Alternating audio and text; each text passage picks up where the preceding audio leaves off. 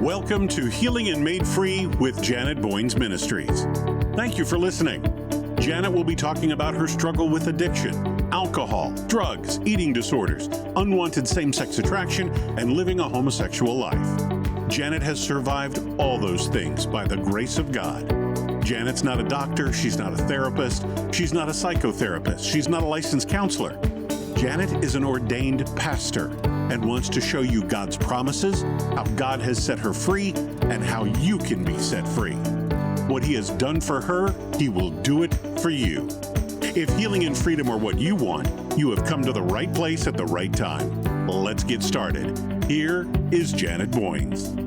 This is a subject that I normally don't go into, and because I dealt with an eating disorder, I wanted to have this pastor on, Pastor Ray, to talk about his struggle with overeating or eating disorders, because I think it's going to impact many of my listeners. Pastor Ray, thank you for being on Healing and Made Free. Miss Janet, it is a joy to be with you today. Ray, why don't we start with telling my audience just a little about who you are and what you do at the moment?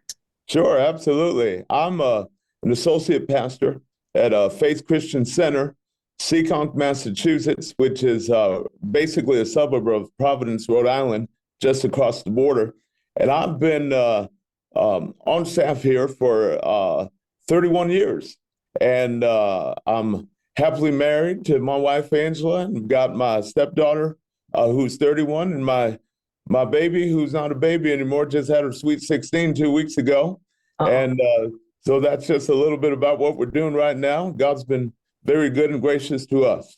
Yeah, Pastor Ray, there's so many people around the country that are getting injections to lose weight. I know Oprah Winfrey had a show on that. And so many people aren't doing it the right way because they said that they're not able to lose weight. I personally believe that it's mind over matter. If you start, eating the right things and being consistent and make the change, I believe a lot of people can lose weight. Now, I'm sure I'm not a doctor. There's things that can cause people not to lose weight, and maybe they have to get injections.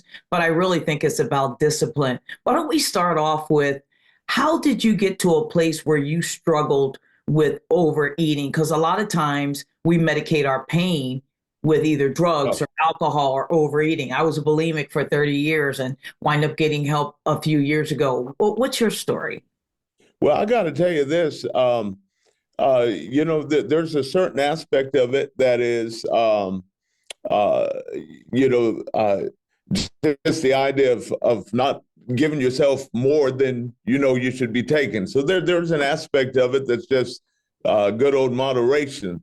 However, on a deeper layer than that for me, one of the things I noticed in my own life, and not that I always noticed it at the moment, but sometimes in retrospect, you can look back and identify certain key things.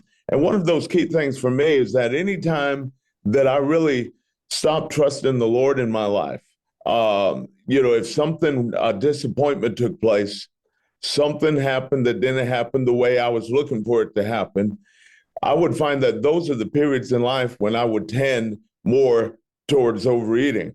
And the sad thing about that is that the name of the Lord should be our strong tower that we run into and are safe. And I found myself at certain points in life, especially when dealing with disappointments, rather than running to the Lord, whether I realized it or not at the moment, run into something else. In my case, it was a little extra on the plate, and sometimes more than a little. Right. So we have a tendency of not going out and buffet our body, but we normally go to the buffet instead. Oh, look out now. And we've all done it. It's like sugar, gummy bears. If I start eating gummy bears, then I'm going to want more and more and more and more. And it's hard when you are trying to discipline yourself and you wind up going to something else besides God, or talking with a friend, or asking somebody to pray with you. But you have my listeners that says, well, yeah, you go to God, that doesn't work. It's not like God's going to come down and pull the fork away from your mouth. What are some of the other things that you might have done to assist you in getting to the place where you said, hey, enough of that, I'm going to go out and get some help? Because it really is up to you to make that big decision to get help. God will come along and give you the tools, but you Yeah, absolutely. final decision because he's such a gentleman. He's not going to force us to do anything we don't want to do. Well, I know some of the clinchers for me, and of course, this is after being sometimes in, sometimes out, or it's the old gospel song, sometimes up, sometimes down, sometimes level to the ground. Yeah. But I know for me, the point of change was first of all realizing that what I was dealing with was absolutely a matter of obedience. Mm. That for me, if I was going to go ahead and look anybody in the eye and say I'm obeying God or I'm serving God, then I had to be doing what He was telling me to do. And Right. there was no question about it that the Holy Spirit inside of me was bugging me about that for a long time. So that is one big thing, the aspect of obedience. But also along with that, I would say it was that the how that was connected to my purpose and my destiny, and the fact that if I kept on going in the way I was going, that it would hinder me from being able to fully do what God's put me on planet Earth to do. Either the fact that I would not be well enough and healthy enough to finish my race, or the fact that it would slow me down enough where I wouldn't have the vigor and the vitality to be able to do everything I needed to do with the speed and the energy that I should be able to do it. And then besides that, there was also the example part of it. The idea that I would realize I'm being a lousy example to my family, but also to the body of Christ, where if I'm talking to somebody, ministering to somebody about how to keep their body under, and they look at my body and my body screaming that it's not been kept under for a while, Right. that's not effective to my ability to help people very much. Right. So, I those are some biggies there. yeah, I have a tendency, and I'm just going to be honest and transparent, and I believe that we should be an example, not only how we carry ourselves, but also in how we look and how we represent Christ. And that's not always the case. And you said this earlier, when you're going through certain things, you're not trusting God, you have a tendency of, going to food. Well, that's part of, the part of medicating your pain. But what do you think is actually the root cause of why people go to food? One thing that I've realized in my own life, um, it's I think there's something to the term comfort food, where when people are looking for a comfort, something that makes them feel good at the moment, that's one of the things that they go to. There's other things that people also go to feel good at the moment, but I think that a big part of it is that it's temporary, it's short term. And one thing that as believers, we need to be eternally minded people that think about the long term and not just the moment. And so I think a big part of it is that there's a certain amount of comfort that you get at the moment when you're eating something that you enjoy, or what makes you feel good and warm and fuzzy inside. But the idea of doing something just for the moment and not thinking about the long term, as eternity minded people, I believe that that's something that helps us get on track and think of things appropriately. So you mentioned, I want to go back to that. You mentioned earlier that, when you're going through certain things, you have a tendency of going to food. But could trauma be another reason for somebody to medicate their pain with food? Of course, people go to alcohol, they go to drugs, they go to homosexuality. Yep. But for some, it could be trauma. They could have been raped, they could have been abused, or.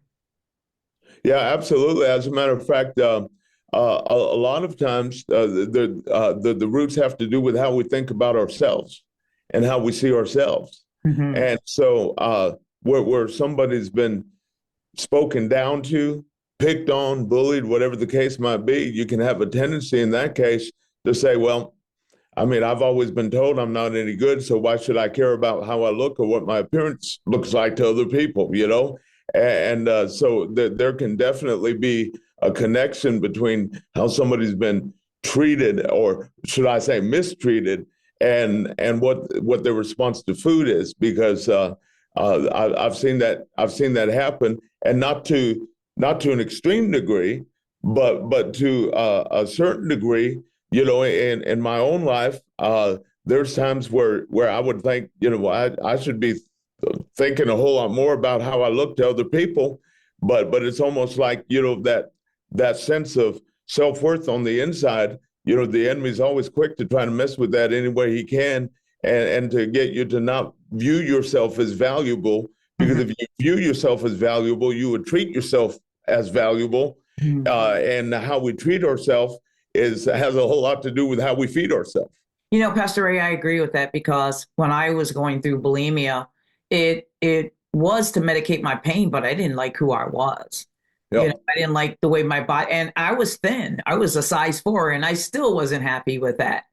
Have you noticed when people you lost 71 pounds, and I know you mentioned to me that you want to lose 14 more, but have Yep. you noticed when people are overweight and they lose 100 pounds or 71 pounds or 150 pounds or even 10 pounds, they still think that they're fat? Did you go through that? Or are you Um, going through that? I got to tell you that I've not been through that personally, but I've dealt with many people that have experienced that, where it reminds me of the verse over in Numbers, where the Israelites said, "We're grasshoppers in their sight, and so we are in our own sight." Mhm. And the aspect of being able to change your view of yourself, where even if the external changes, and the external can change drastically, and yet somehow the way somebody sees themselves really has not changed. And I believe that that's a big root, that if you can go ahead and be able to see yourself differently, not just in a generic sense, but seeing yourself as God sees you, seeing yourself with the value that He's created you with, then that just sets you up for success and long-term success, where otherwise you would have accomplished something physically, but on the inside, if you're still seeing yourself the same way, and missing out on the value that God's placed on you, you have really a shallow victory, because you only have the external without the internal change. That, oh, I love that. The external change and not the internal change, which really makes a big difference, because if you don't change in here and you just change on the outside, you're going to go back to what you're doing in the first place. Those of you that are listening, I'm talking to Pastor Ray about overeating and his weight loss. And so many people are out there dealing with weight loss. And a lot of times at church, or, you know, in our relationships, we don't like to talk about these things, but this is called Healing and Made Free. And Pastor Ray has been healed. God has done a work in his life. And I want you to find that freedom as well. And I'm hoping that his story will impact you. So if you're listening to this and you need to send this to somebody, or you want to send this to somebody, or you think somebody would love to hear his story to encourage them, please send this YouTube video or this podcast to them. Pastor Ray, did you go through any health challenges, you know, when you were overweight? I know in my family, diabetes is huge. Strokes are huge, because my family didn't either get their diabetes under control, or, you know, they're overweight and they wind up having a stroke. Yeah, absolutely. As a matter of fact, uh, several things. There was a point in my life where, you know, I couldn't hardly define blood pressure, but then the point came where I had to start paying attention to my blood pressure. Also, along with that, but back around the early part of 2021, with a whole lot of extra weight on my body and dealing with COVID and pneumonia at the same time, you know, that was more of an adventure than it probably needed to be. I thank the Lord that I never had to be on a ventilator or anything like that. But but 5 days in the hospital was 5 more days than I wanted to spend in the hospital. And I realized that it was something that that I could have possibly shaken off if not for the fact that I was carrying a lot of extra weight at the time. And then one other thing was I just had a hip replacement back in the month of August, and thank the Lord for His grace and mercy, and to be able to recover and recover quickly. And I don't apply this to everybody because sometimes people have hip replacements that never had to deal with any kind of excessive weight issues. Right. But in my case, I know that I would have gotten more mileage out of my equipment had I not been carrying that extra weight. And so that was something that I'm convinced of personally. Yet God is gracious and merciful. I just, for myself and for others, I encourage you, even though the Lord is gracious and merciful, we don't want to take advantage of His graciousness and mercy. We don't want to, as I've said times before to our congregation here, don't sink the ship to take a ride on the life raft. The life raft is there in case of emergency. Yeah. Well, so how did your wife assist you? A lot of times when you're going through some type of weight loss, whether the spouse needs to lose weight or not, they will eat the same things you're eating so you don't feel alone. Did your wife come alongside of you in that way? Because I know a lot of spouses will look, that's your problem. It's not mine. So you're on your own. Yeah, but I got to tell you, in our case, one thing that I was making food, and I mean there was a few things that I would make that I would be the only one eating, but just because of a personal food preference.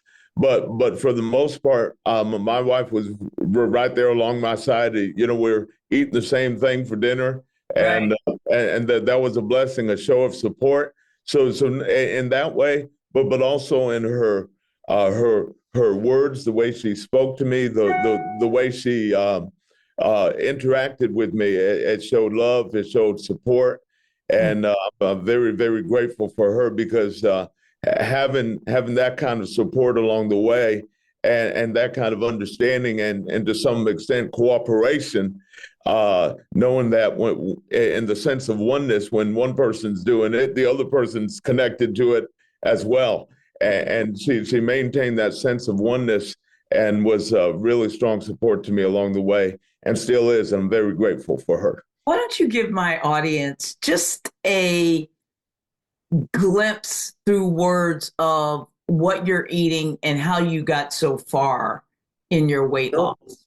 Absolutely. Did you work out? Did you add walking or anything like that? One thing, walking was certainly a big part of it. A little more than a year ago, we got a black lab mix, and so having those big chocolate eyes looking at you saying, "Dad, it's time to go for a walk," has helped. But doing a whole lot of walking, focusing in on as much as possible, getting close to the 10,000 steps a day range. And even prior to having my hip replacement, I moved slower, but I was still able to accomplish that quite often. That helped. But as far as the intake of the food that I'm eating, if I'm doing something that is a little bit more carby, for lack of a better term, if I'm going to eat a piece of bread or even some potatoes, I would usually just do breakfast potatoes or a piece of toast in the morning. And part of the strategy behind that is if I'm doing something a little bit on the heavier side, to do that in the morning, then I got the rest of the day to burn, baby, burn, Yeah. So that's been one thing that's helpful. And then towards the end of the day, dinner has typically been a protein and vegetable combination. And also something that's early enough where I'm not going to bed with stuff sitting in me. I would usually, as often as possible, try to go ahead and have that evening meal before I take that evening walk. And so therefore the idea of looking to put in the fuel and burn the fuel, in that way, has been a good part of the mentality and the approach to things along the way. I love that you said that. Go ahead. I love that you said that you have your carbs or big meals during the day. And because I used to be a bodybuilder and I work out a lot, I play pickleball. I'm very active for the age of 66 years old. I love getting out there and playing. And I'm sure it was even harder with you having a hip replacement, even though they say you heal faster than someone like myself who had a knee replacement 3 years ago. Yep. It's so important what you said about eating a big meal, after 6 o'clock. And a lot of people start eating more after 6 when that's when you should be like slowing down. And if you're hungry after 6, a lot of times they say, have a piece of chicken with this protein, which can, you can burn, or have a piece of fruit. But just having those carbs during the day is good, but you can't take away carbs completely, folks that are listening, because you need those to burn. You need it for energy. So if you have the good carbs, like, baked potatoes or, sweet potatoes and, things like that. I eat a lot of those, beans, which are good for you. Those things are going to help you fuel your body correctly. I'm so glad you brought that up. What is your plan for the future? Because I know you don't want to go back to where you were.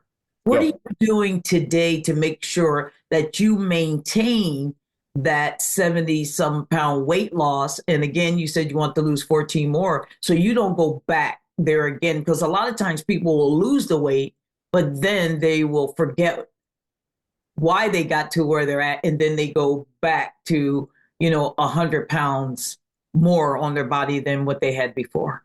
Yeah, and absolutely. And I'm very cognizant of that because I've done that before myself. Mm-hmm. And so the question is, what is different this time? What can I do for long-term maintenance? And one thing, some words of Jesus that have really stuck in my heart out of the book of Revelation is when he talked to the church of Ephesus that lost their first love.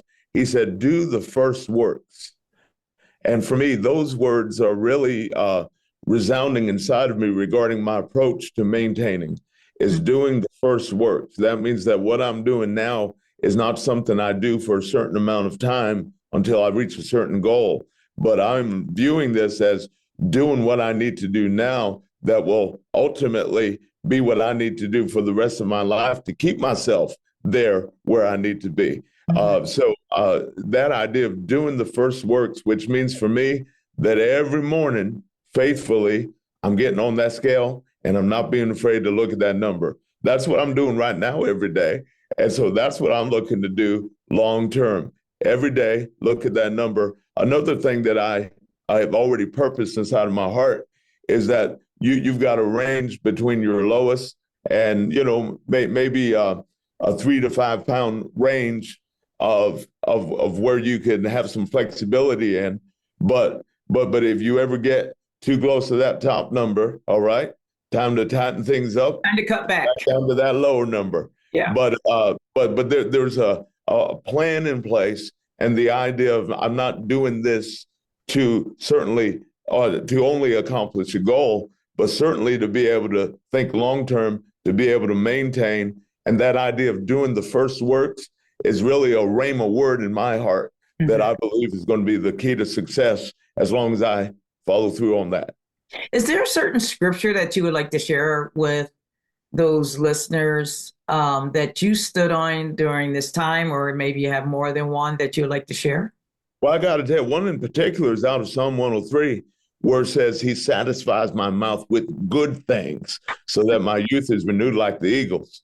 And so a lot of times we think that, we need to have our chicken fried in order to have our mouth satisfied. Right. But the Lord wants to satisfy your mouth with good things, things that are good for you, things that are healthy for you.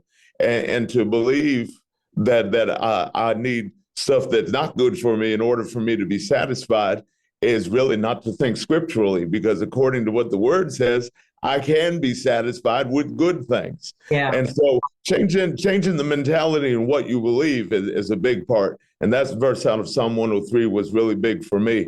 And of course, a classic verse that we can apply to every aspect of our life is Philippians 4:13, that I can do all things through Christ who strengthens me. And then I realized that to really do this, that God's not doing it for me. That this is something that I need to initiate, but His grace and His help will be there. He will go ahead and be right there to help me as long as I'm cooperating with Him and doing my part of the responsibility. And so I would say that between Psalm 103 about my mouth being satisfied with good things, so that my youth is renewed like the eagles, and Philippians 4:13, those are two big staples in my life that have helped me to get where I've been. Mm-hmm. Wow. Pastor Ray, I'm sure my listeners are going to be grateful that I decided to talk about something else besides, homosexualities or drugs or alcohol, because I think when you're going through a healing process, a lot of times we're afraid to talk about, our eating or being overweight, because a lot of people are put down because they're overweight, which I think is wrong. And I used to, way back in the day, be so critical of people overweight, like, what are they doing? But I didn't know their circumstances. I didn't know what they were dealing with or what they were going through. And now my heart, as a credentialed pastor in the Assemblies of God, I want to help people. I want to help people do better, because when you know better, you do better. Pastor, I want to give you the last word. What would you say to help others who are fighting this same battle? I'm going to give that to you. Absolutely. First of all, I would say if you're fighting this battle or a similar battle, first of all, don't think for a minute that you are bound to this or that this is your lot in life, that you're stuck and there's nothing you can do about it. Because as long as you are breathing and God is God, there is hope. And so never think of you as being stuck or in a hopeless situation. But something that really jumped in my heart, Janet, this morning was the idea of what it really means to make a quality decision. And somebody used the example of his brother who they'd go over to the river and skip rocks. They would jump from one rock to the other. And one was a little shy and not so confident that he could make it. And that one that wasn't so confident that he could make it would typically fall short of reaching that rock he was trying to jump to. But there was one who just did it. And when he did it with all he had and would often make it, because he was really, by his action, he was making a quality decision. He wasn't thinking about failure as an option. And one thing that I would really encourage you is that when you do this with God, and you have God involved and His help involved and His perspective involved, failure is not an option. Even if it takes time, even if it takes a whole lot of effort to get there, the one thing is you and God are a majority. And if you understand that and believe that, know that all things are possible to those who believe. And a lot of times just going down the road of weight loss is by simply believing that it's possible, believing that you can with God. And that's a good place to start right there. And then you put actions to that faith, and then you've got something that's alive rather than faith without works, which is dead. Mm-hmm. I love that. Those of you that are listening, if you're struggling with losing weight, or you have a friend or family member that is dealing with losing weight, please pass this podcast on to them. Or if you're watching on YouTube, please send it to a friend. We want to do everything we can to help them lose weight, or at least be encouraged by Pastor Ray's story. Pastor Ray, you're a blessing. Thank you so much for being on Healing and Made Free with Janet Bowings. Janet, it's a joy to be with you today. God's best to you, my friend. Thank you. Thank you for listening to Healing and Made Free with Janet Bowings. Acts 10:34 says, God is no respecter of persons. God doesn't play favorites, which means what He has done for Janet, what He has done for guests on this show, He will do for you too. If you are struggling with anything, do not hesitate to reach out to Janet Bowings Ministries. They will do their best to help you any way they can. Go to the website, janetbowingsministries.com. Janet loves you, and most importantly, God loves you. Have a blessed day.